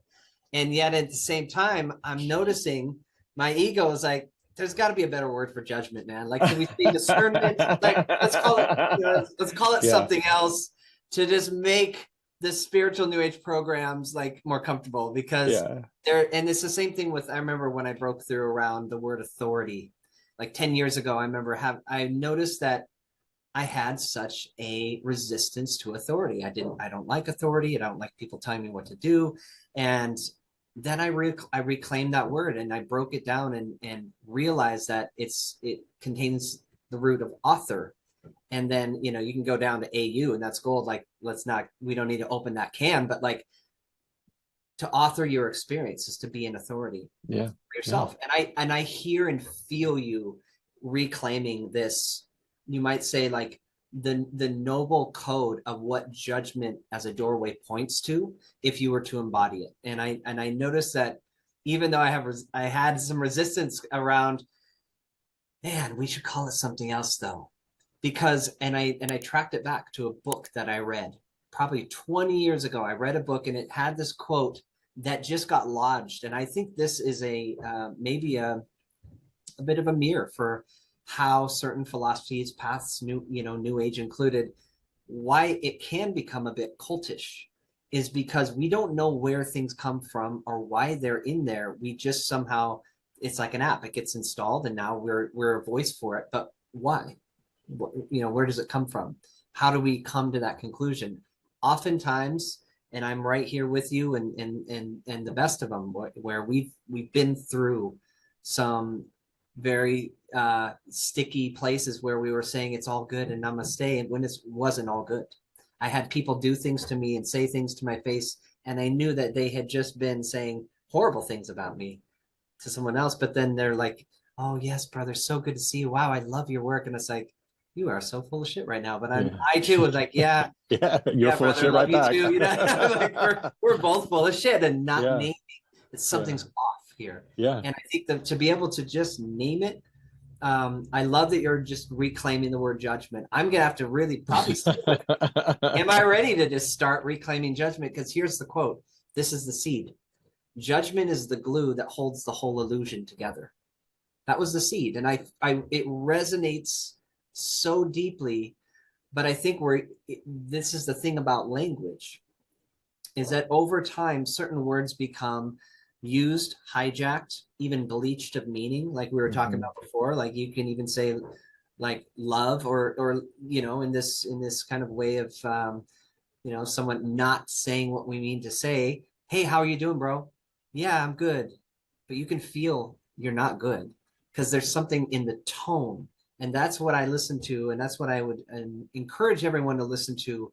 If you're navigating this minefield of spirituality and your path and new age and love, and there's things that are so true about it and so magnetic about every path, or else it wouldn't work. It wouldn't stand the test of time. There's something that is juicy about it that's like, ooh, this feels true. But when you get in there to the minutia, you have to, if you are choosing to go to levels of mastery and transformation within yourself, you have to listen to the energy behind the wind, to the tone behind the words. You and I could say the same words, and then 10 other people could say those same words, and you'll have probably 12 different tones and meanings to those words. So I just want to name that. I love what you're sharing. I'm with you 100%. It still challenges me to claim the word judgment. I appreciate you calling that out. And one little example I just remembered right now, when we were living in community and working together, I remember we would have deadlines, and everyone would be like, "Can we call them lifelines?" Yeah, lifelines, bro. Exactly. Can we? Right? And there was a part of me that was kind of like, okay, but then I was like, there's something that just doesn't settle well with me with that. And so what we see now, put the pressure on anymore. It doesn't actually and it's not true, but it's not just that. It's that we won't survive this world if our aim is to force everything out there to be the way we want it to be. That makes us weak. Now we're vulnerable. Now we go to oh, they're cursing a lot. I can't, like my ultra Christian friends are just like, I'm like, relax. It's just a word. Yeah. Like the N word, right? It's got so much power over people, so much power. Black community would be really wise to just re-own that and say it has no power over us anymore. Yeah. Like, how do we take a word that you can't even touch now, but certain people can say it, right? It's like that's that game we play with words to make these, they're landmines. They're landmines to cause upset, to cause breakdown, to cause division between people, because now you have to talk the way I want you to talk for me to love you. That's right. Instead of, how about I just get who you are, and no matter what language you speak, because it makes it very difficult, especially in a country now that's allowing people from all over the world to come into it with all their different cultures and language and dialects. How are we going to assimilate and be in community with people when Muslims talk a very different way to women than Americans do, or what, name you're Chinese or Mexican or whatever. And so when we become so sensitive that we now want the whole world to cater to the way that we want to receive them, it's a losing battle. Yeah, and all it's going to do is leave people. They're going to want to detach from society, and that's what they want. This is all part of the agendas. Now they're going to detach from society because they don't know anywhere they go where they really feel comfortable. And now that's why they, on colleges and whatever, they created safe spaces and trigger words and microaggressions. What's a microaggression? When they explain it, it's like, well, it's something you can't really see, but I experience it as an insult, or it triggers me, but it's so micro that, so usually people are going, what did I say? What did I do? Well, we don't have to define it because it's so micro you can't see it, but you obviously did it because that person's hurt. And then they go, well, shit, like, then I don't know what to do and how do I communicate with anybody? It's like the goalposts are being moved in microwaves every living second, depending on how someone feels. There's no way you could get to a goal together. And then what's the outcome of that? I'm asking you, what is the outcome of that? If you're trying so hard to associate with different communities, and what if that were happening to you, what would be the ultimate outcome? What would you do? Ultimately, the outcome would be exhaustion, disassociation, complacency, and kind of checking out. Like, I'm ready to check out at that. There you go. So that's what they want. When we're complacent, we're disassociated, we're checked out, we're not involved in our community, we're not concerned with who's running for our local politics. We're checked out. And that's where they want us, because then we just go, okay, give me a little stipend each month, government, and I'll smoke weed and play video games. I won't innovate. I don't want to make too much money because you'll just tax me into poverty anyway. So I'll just be here. And that's what they want, this compliance. And so there's, you've said a couple of times that I have a lion spirit. It's like, we all have a lion spirit, and it's like, let that lion roar, like don't be an ass, don't hurt people, intentionally. But if they're too sensitive and they get hurt by your truth, that's on them. That's on them. And my friends know that I will be straight with you. And I just had one here, someone that's very well known, that spent 4 days at my home, came here to see me because 2 years ago, I was the first person to ever call him out brother to brother and call his ego out. He's a very well-known person. And he came here because he's having relationship problems. And I told him, I said, you're going to fight for the way that you're being, but the way you're being is actually going to destroy your relationship and everything you care about. So go hold on and hang on to that ego, dude, but come on back when you're ready to let it go. And he did. And we spent 4 magical days together on my birthday, on Father's Day. And it was incredible, and his lady was with him, and they just basically renewed their commitment to each other. And it was all simply because he said, you're the only one in my life. He said, I'm 58 years old. You're the only one in my life that has ever had the courage to call me on my shit. And that's why I still have it at 58 years old. And it's like, well, I want others to do the same for me. That's true love. That's true friendship. And if I'm behaving in a way, and everyone was talking behind his back, like, I know, I love him, he's amazing, oh my God, but oh God, right? All right, I'm going to tell him. Yep. And Yep. what's the worst thing to happen? He doesn't like me. He says bad things about me online. That happens all the time. I'm cool with that, but I'm not going to be his accomplice in his suffering. I'm not going to do it because I love him. And I love that so much. yeah, and so that having that ability to stand and say, listen, like, and I go into, and I teach my boys this. I say, I go into every communication like this, willing to lose my friend. Because that usually keeps you from being honest. You're like, I just got to hold on. I got to hold on. That's right. No, I'm going to be loving. I'm going to tell you, first of all, I love you so much. And the reason I'm here is because I love you. But this bullshit that you've been doing, honestly, like it's got to stop, or I don't want it around my kids or my family anymore, because it's hard for me to watch you suffer and to go with what you're going through. And I don't always feel like I can be honest with you, and I want friends that I can be honest with. So how do you feel about that? Because if we can meet there, cool. If not, then hey, it's been really great knowing you. I'm willing to let you go. Yeah. And almost every time it just gets deeper bond, because everyone's like I see that you love me because you're willing to actually get uncomfortable with me. That's truth club, man. That is the definition of truth club. Yeah, it sounds like it. Yeah, I love it. I'm curious because we touched on this a few times and it keeps coming back up that, cancel culture is like a modern firing squad. And I think it's one of the ways that keeps people's voices tight, sealed. It keeps the lion all tamed and in a cage inside of people's hearts. And I'm speaking right now to everyone out there who's listening, who knows that you have a voice, you have something to say, you have a film to make, you have a poem to write, you want to press post on that thing that you wrote that came from your heart, but you don't do it because there's this fear of being critiqued or being canceled, and ultimately being put up on the stake for speaking your truth.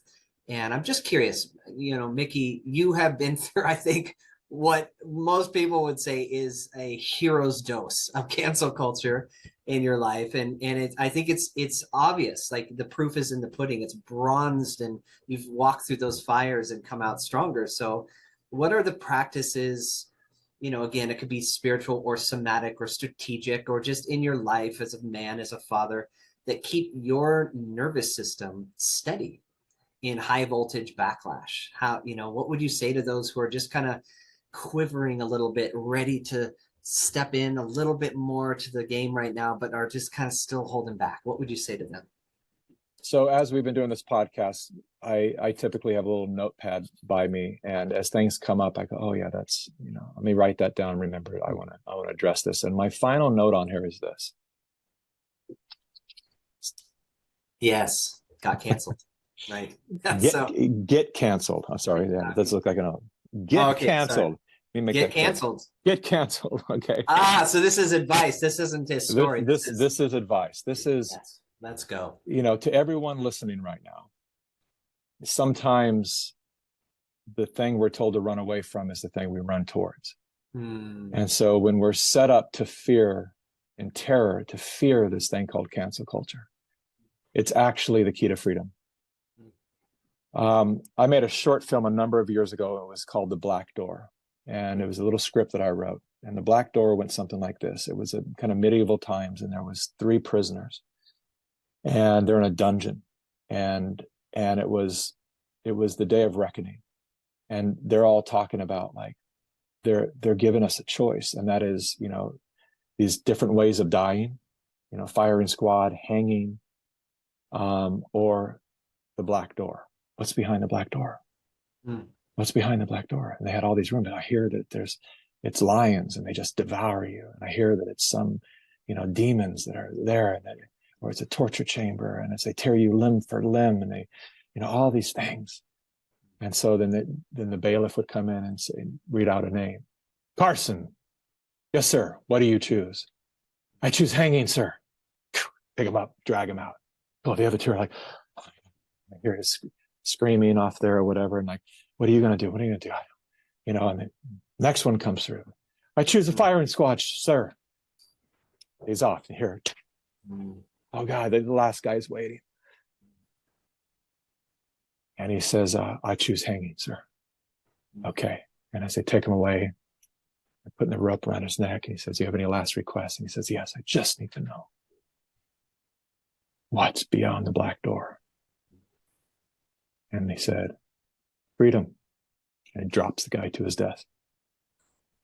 Wow. And so that sometimes the thing that we're most terrified of is our freedom. Mm. And cancel culture is the black door. And what I will tell you this is everyone that I've interviewed, hundreds of people since 2020, every doctor, every person who's known for speaking out about COVID. And I asked all of them, do you regret speaking out? And I've had a couple say to me, what I do regret is not speaking out sooner. But 100% of the rest of them said, no, not at all. And I say, why is that? And they all have an almost identical story. They'll say, I thought I was living my purpose, but I was just doing a job. And this has brought me in to actually understanding what it's like to take a stand for your country and for your world and for humanity. And I wouldn't trade this for anything. And some of them were saying, I make half the money I used to make. And some of them say, I make twice the money that I used to make. Right. But all I know is the quality of my life, of my relationships, of my moments with my children, with my wife, with my husband, everything has amplified for the better. There's something about being in your truth and not hiding that is what God wants us to do. And so my advice for everyone is get out there, do whatever it takes, get canceled. Trust me on this. It will be uncomfortable, but if you're willing to be uncomfortable, and one of the problems we have in this world is we're addicted to comfort and convenience. That's why we eat the food that we eat, because we don't want to cook. We don't want to grow our own food. It's all comfort and convenience. It's killing us. And so how much longer are you going to live in comfort and convenience is my question. It's uncomfortable. You find out who your friends are and who they're not. Don't you want to know that anyway? And is it hurtful? Absolutely. It was, I don't think anyone will have to deal with it to the extent I dealt with it. You're not going to have your name and slander on the cover of every magazine and news station. So you're just going to have to deal with your tribe of friends, and you're going to find out the ones that are going to say, listen, I don't agree with you, but I love you anyway. And then you're going to have some that are going to say, I hate you now forever. You've gone to the dark side. You're a horrible person. I can't believe I ever gave you my friendship. And you're going to go, wow, man, that hurts. That it hurts because it's not what I thought it was. But isn't that wonderful? Isn't it wonderful to actually have truth revealed in your life and let those I had a lot of phony people in my life because all my friends were generated through Hollywood. Right. And I'm a director. And so they either were actors that thought maybe I'd put them in a movie, or they were just the way they were because they're in the business. And you got to suck up and kiss butt in the business. And the moment that they took the opportunity, that they saw an opportunity to virtual signal to the rest of the world that they no longer liked me, they took that opportunity. And it was shocking to me. But I got over it within a year, got over it. And what came in the place of those people are true friends. I'm often asked, people say, I bet you've lost a lot of friends. I would say, not one. I lost a lot of people that I thought were my friend. That's right. But you don't lose friends over a disagreement. And and some of them came back. You know, Ryland Engelhart was somebody who was the person I just did the podcast with yesterday, you know, one of the owners of Cafe Gratitude. That's right. Yeah, and I always called him my blue-eyed brother. We had birthdays together. Yeah. And he wrote a public statement written by a PR firm because I was on his board of his Kiss the Ground company, and he was advised to make it clear to the whole world that I was not his friend anymore. I remember that moment. I saw it. I read it. And I was so saddened to see that. Yeah. I mean, there's a lot. Now we're roommates. He has 200 acres here in Texas. We bought 10 acres, and we're going to be living together next year. Amazing. And the reason that this happened was because Ryland called me one day. He had already called me to say, you know, like, I want to let you know something. I was pressured by my partners in Kiss the Ground. And that was written by a PR firm. And I hated sending it out. My dad didn't want me to, like, whatever he told me. But one day he called. He's still living in Los Angeles. And he called me and he said, I'm coming through. We're looking for property. Can we talk? And I was like, sure, come on over. So he came over, we went on my back patio, and it must have taken him 15 seconds before he was having that guttural cry that I mentioned earlier. Deepest part of his heart, Mm. just pouring his heart out. I'm so sorry. I still can't believe what I did to my brother. You've been such a good friend. And now I look back, and I see that you were right. That's what you were right. Everyone said you were wrong. And you were right. People got hurt by the vaccine, and it wasn't what we thought it was. And it was and instead of standing with you, I chose and took the weakest path a man could possibly take. And I just really asked for your forgiveness. It was beautiful, beautiful. I said, of course. Like, I love him more now, Yeah. because he had the courage to do that. And he's always been an incredible person in my life. And so some people will come back. Some people will come back, but those who don't, it's okay. How many people do you need in your life? Right. I have my children, my wife. And so this will come closer to answering the question that you actually asked me. What do I do to stay balanced and to stay healthy? I have an incredible relationship with my family. Mm-hmm. And as someone who came from a broken family with a lot of problems, a lot of alcoholism, a lot of depression, I didn't have a model for a really healthy family. I never saw it. I didn't know that it was possible to fall more in love with your wife as the years go on. That it kind of still doesn't make sense to me, because I get bored really easily. Mm-hmm. I'll Right. live in a house, I love it, whatever. And I'm like, let's move to another house, right? I get bored. But it's like my wife and my children are the only things that I've never gotten bored with. Mm. Like, they just keep fascinating me. They just keep getting more extraordinary. I just fall deeper and deeper in love with them. Mm. We have so much fun together. And so that foundation, which is why there's so much effort to destroy that foundation of the American family, that foundation is what keeps me happy, healthy, inspired, passionate. And it's what allows all the negativity that tries to come at me roll off. And then it's the other answer to that is it's taken me years. I've been using this term for many, many years, and that is pure service. Mm. Wanting to be in pure service, but knowing inside that many, many years where I even appeared to be in service, I wasn't in pure service. Mm-hmm. There was still part of me that wanted to score points socially. And I wanted to look like a hero or a good guy. There's some performative yeah, component to the service. yeah. But can I be in service and not even tell people what I'm doing? Can I be that kind of gift giver where they don't even know it was anonymous? I don't need credit for it. Yes. Can I be in service to God and humanity? Can I just be that, to just be that? And it's taken me years, and there's still times when I go, I don't think I said yes to this project for all the best reasons.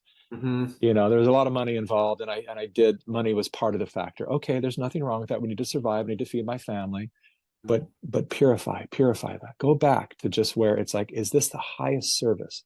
And trust that when you choose from that everything else works out. Whatever you need, abundant wise, the home, the family, the whatever, it shows up.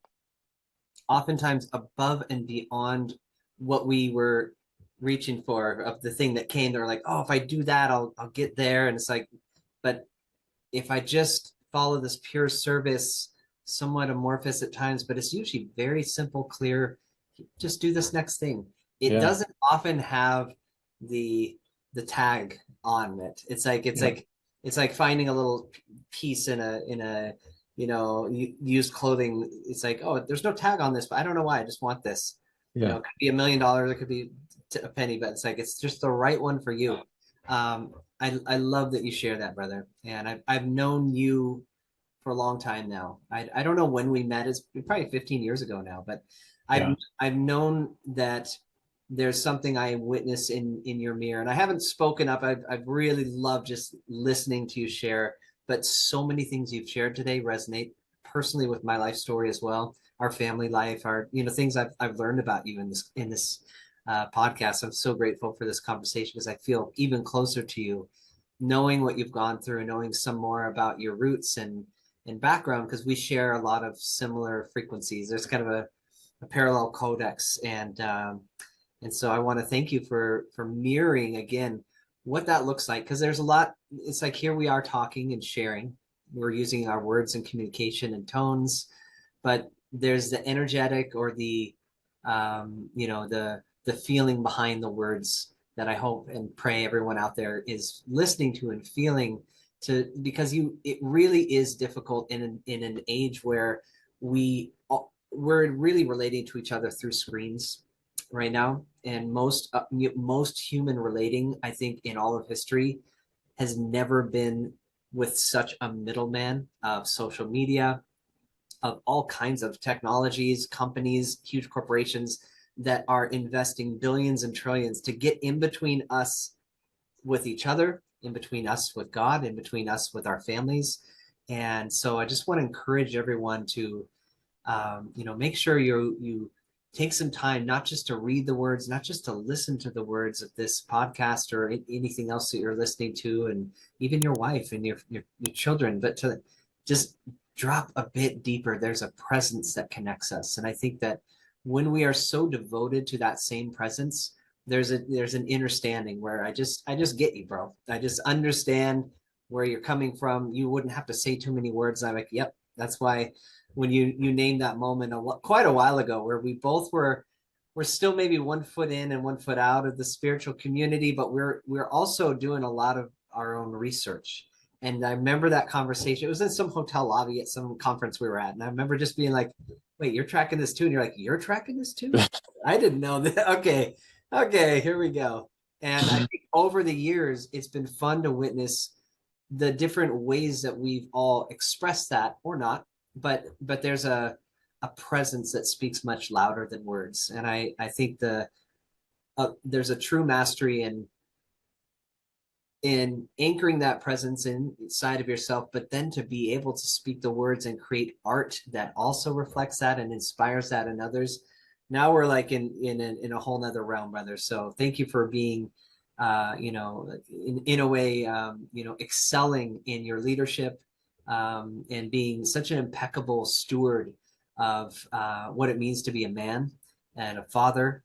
And you get a lot of people that give you feedback and praise, and I do too. I get a fair amount of people just coming up to me after every show and trying to find some words to just connect with me of something they experienced, and I think we've done that for each other quite a bit too, because it's like, but the behind all the words is really just, I see you, I understand you, I feel it, the journey you're on, and I can relate to it and actually grow and learn and co-navigate with you as I'm learning to be a better man in my family and marriage, and falling in love every day more deeply with my daughter as she's just turned 7 months. And it's just incredible to feel tapped into something that you want to give to everyone. You're like, you guys, I know it's really sexy to just have a lot of relationships and get, go to Burning Man, and it's all really fun, but this is so cool what's happening here. Like when you really tap into a level of containment and connection. And by the way, I love Burning Man. By the way, I love my brothers and sisters who are, journeying through whatever forms of relating they're journeying through. But I feel so inspired that there's more and more of us kind of simplifying so that we can simply fly through these times. And it gets very graceful when you're kind of simplifying your life down to the core code of what nature gave us in the first place. And so I'm so grateful for this conversation. I also want to ask, if there's anything else in your heart that you'd love to say, if there's anything else that needs to be spoken that hasn't yet been touched on. No, just I really appreciate your words. I appreciate the friend that you've always been. You've been a very consistently honest, loving, present human being in my life. And I would do anything for you. And I know you know that. And I know that you would do the same for me. And I look forward to collaborating with you very soon. I know that we're probably going to do a show here together in the next couple of months. Yeah. But also, I want to really bring you into some of the film production stuff that we're doing, because I can imagine what you would do to a soundtrack of a movie. I think we've said everything that really needs to be said. I appreciate the time, appreciate the presence that your listeners have given us to be part of this conversation, and really honored to have this moment with you, bud. Likewise, brother. Thank you. Sending a big hug to your family, to Nadia, and to all of you out there listening. May this conversation give you some tools that you take into whatever is next, like literally right after you press play, end. If you've listened this far, whatever you're going to next, please be present. Please go slow. Please take good care of yourself, and be true. I love you, brother. I love you too. Thank you.